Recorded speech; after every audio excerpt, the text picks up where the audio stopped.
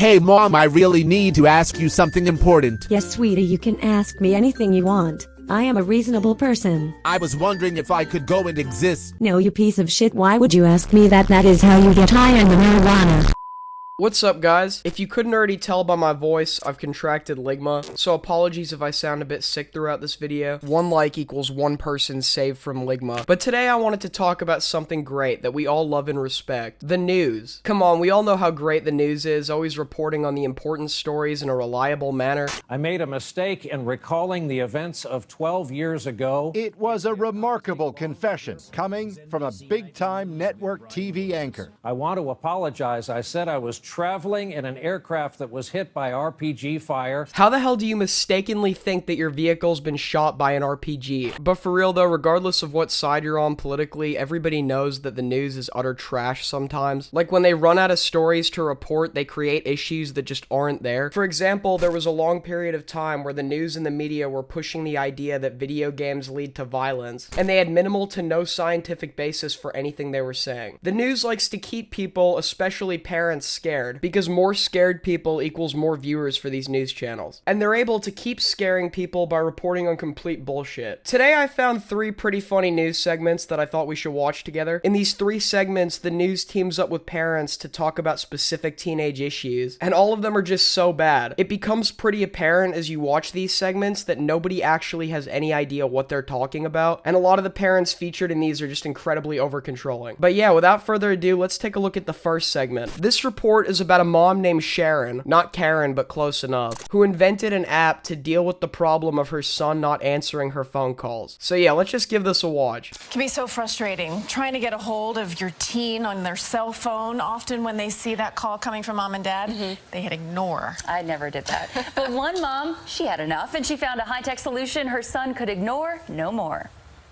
I don't know what I do with this kid. Sharon Standiford was livid the day she called and texted her teenage children, and they didn't respond. Wow, teenagers don't immediately pick up their phone while they're out with their friends? That must mean that they're engaging in illegal criminal activities, probably an associate of El Chapo at this point. No, but correct me if I'm wrong here, I think it's a fairly normal thing for somebody to not immediately pick up their phone while they're in the middle of something. Parents are always complaining about how kids can't live in the moment because they're always on their phones, and then when the kids are like actually out doing something, they expect them to be answering their phone every 2 seconds. Once she knew they were safe but ignoring her calls, she got an idea. We need to develop an app that just shuts their phone completely down, that they can't even use it.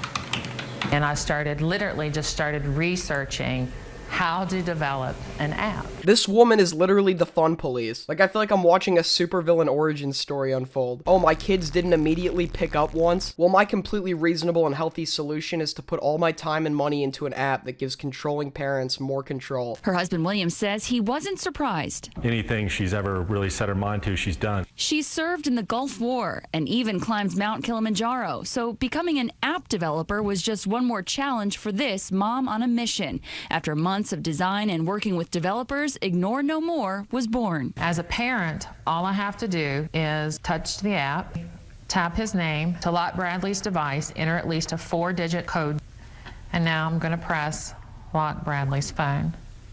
And if you watch Bradley's phone, it's going to go blank.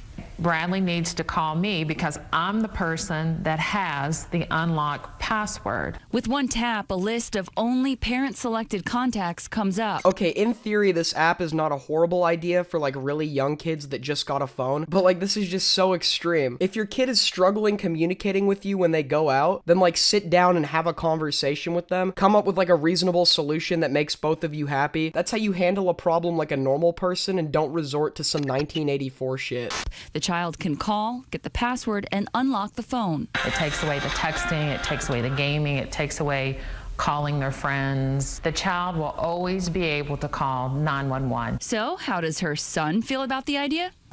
Holy shit, that's her son? You know, when she was making this app and talking about the story behind it, I expected her kids to be like 12. This dude has a beard and has a voice as deep as Corpse Husband. I feel so bad for him. We need to free Bradley. But anyways, this first segment that I just showed you is a teaser of what's to come with the next 2. If you thought this first segment was bad, then buckle the fuck up. The next news report we're going to be watching is about a program started by police to help parents keep kids safe from social media and drugs. Honestly, this report we're about to watch is really helpful? Do you think your kid is doing drugs? Well, this report teaches you that you shouldn't sit down and talk to them and figure out what's wrong. You should search through their entire room and life like a maniac. But yeah, let's give this a watch. A teenager's room. Most every parent might pass over items like these. Items that seem completely ordinary, when really they can all be used. Just really quick, on a bit of a side note, I really love the layout of this room. A single creeper pillow on top of regular bedding, a Fortnite Battle Royale poster on the wall, something that appears to be a bong, and a literal rifle. Is this an episode of MTV Cribs? Something else.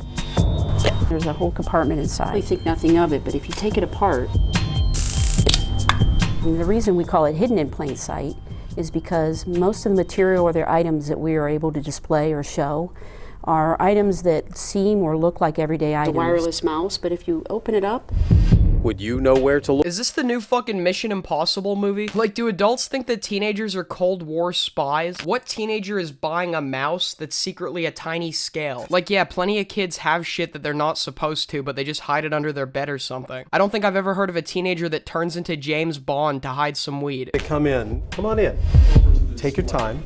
Look through everything here. We invited parents in Bath Township to prod. You can pick it up, touch it, examine it, do whatever you want. And probe. I'd like to know if there's anything here that if you found in your child's room that would concern you. And they did. But still missed what was hidden in plain sight. And neither of you looked in the book bag. Where they would have found. What is that? Is that the vape? Is that the vape? Is that the vape? Is that the vape? Is that the vape? You can tell that these are very well-informed parents that know exactly what they're talking about. Is that the vape? Right. Paraphernalia. And what else? Pill battle. The Hidden in Plain Sight program started back in 2011 as a collaborative effort with the Copley Police Department. Bath Police Chief Vito Sinopoli says the most common reaction from parents, that's probably the most obvious, is surprise. And if you don't take the time to really investigate, you would miss it. this is just an example, a small exhibit that we allow parents to look at. Oh my god, some bongs, some cans, and a tie-dye shirt with what appears to be a mushroom on it. Great police work, guys. Thank you for keeping the streets safe. Taxpayer money is really hard at work. But there is much more out there. This is a part of what Akron police say parents might look for. For example, do you know what this is? And you can buy this, and you don't have to be 21 years old to buy it. Chances are your child does. And they hold it up to the mouth of the bottle, and what they do is they create pressure by pumping this into the bottle. And once they release that pressure, you have that vapor. They create pressure. Who is they? What kid pulls up to the party with a pump and is like, I got this, guys, and then just starts inhaling vodka vapor like a lunatic? Like, I shit you not, these police officers are probably bored and have no work to do, so they're just like making up issues and getting scared of these make-believe issues. I mean, listen, maybe there are some kids that go through all of this effort to have a drink, but like majority of kids aren't going through this effort, and it's common knowledge that underage drinking is a thing. I'd go as far to say as most teenagers have had a drink before the age of 21. But like, that shit's just a part of growing up. I guarantee you that all the adults featured in this probably drank before they were 21 at some point. And no, I'm not encouraging drinking. That shit can screw with your brain and liver, but I'm just pointing out how ridiculous it is that these adults are putting in all this money to have conferences to stop normal teenage behavior. And if it's a case where it's not just normal teenage behavior and a kid actually has a problem with drinking and drugs, instead of invading their privacy, tearing up their room, and confiscating every mundane item you can find, try to talk to them or get them actual help or something. I'm no doctor, but there's probably a psychological reason that they started drinking or doing drugs in the first place. Having zero trust in them and not giving them any privacy is probably not going to benefit those issues. So I just want you to take a smell of that. Yeah. Does that smell like alcohol? Smells like vodka. Wait a minute, you mean to tell me that vodka smells like vodka?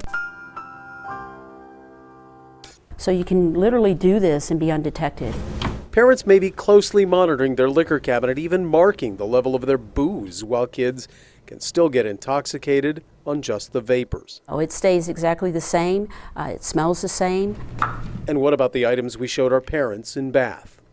A deodorant container. If you don't inspect this a little bit further, It has an entire compartment inside. What is the point of this? Do they just expect parents to search through their kids' deodorant? Honestly, if you're a grown adult that spends your free time searching through a teenager's deodorant, you probably need more help than they do. A hairbrush. This could sit on any child's nightstand and a parent wouldn't even pick it up or look at it. Yes, that's because those parents are something we like to call normal. But it has a hidden compartment inside. A small flashlight. If you take it apart and you reassemble it, it's a little pipe. Well, folks, it looks like the Transformers series is running out of ideas. Instead of a car becoming a giant alien robot, the new Transformers movie is going to feature flashlights that turn into crack pipes.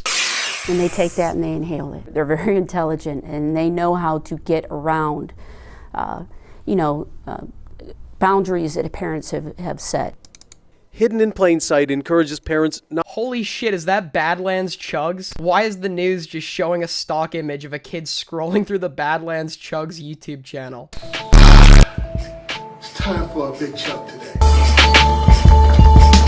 I don't even know what the hell this video is becoming. But appear in their electronic devices as well. And you have the opportunity for likes. Yes, that's how social media works, genius. Honestly, the message I took from watching this second video is don't do drugs, don't drink, that could kill your brain cells, just like this stupid video can. That was just such a confusing mess to watch. I wish I could say that's the worst it's gonna get, but somehow the final news report we're about to watch might be worse. I want to ask you guys a question really quick. It might seem a bit random, but trust me, it's gonna tie into what we're about to watch. What do you think is the biggest problem the American school system faces? A lack of a quality education in underprivileged communities? Bullying throughout schools that's been ignored for years? The state of American school lunches? Well, if you guessed any of those answers, then congrats, you have a brain. But as the next report will go on to show, the American education system and the news do not. Apparently, these schools are so out of touch with reality that they think their biggest issue is teenage vaping. Ah yes, literal nuclear waste served for lunch. I see no problem here. Is that teenager making the decision to discreetly inhale an odorless substance? Okay, now this is an Avengers level threat. But yeah, this next video is about the alleged teenage vaping epidemic in schools. It honestly looks like it's gonna be excruciating to watch, but we survived the first two, so let's give this one a try. Take a close look. This student is outfitted with vaping devices, but you can't see them. Why?